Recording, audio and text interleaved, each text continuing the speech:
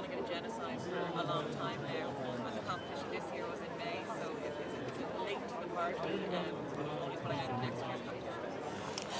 I think, being honest, I think when people look back at this period in time, this period when it will be a period of history, I think people will say that everybody acted too late.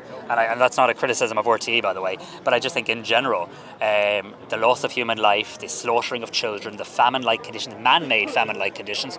I mean, I'm not sure we've had a famine in recent times where there's been enough food to feed the people just being blocked from getting in a very, very long time. So I think the world, every part of it, could have acted quicker in relation to this. But I welcome the step that RT has taken. I mean, in general, I've always said, and I've said this several times when I think you've asked me similar questions about sport and the likes, and I've always tried to differentiate between art, between sport, and between political action. But the situation is now so grave. I mean, so appallingly grave, that I fully support the decision that RTE have taken, and I think others have joined, potentially the Spanish, potentially the Dutch, in relation to that as well.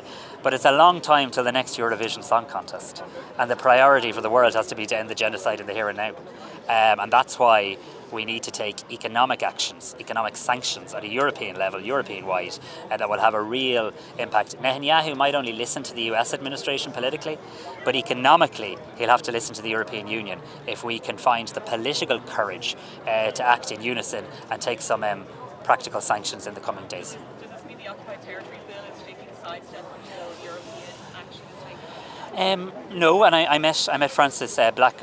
I casually met Frances Black. I bumped into Frances Black yesterday, and we've agreed to meet very shortly on this. And I want to again thank her for the very sincere and decent way she goes about her work.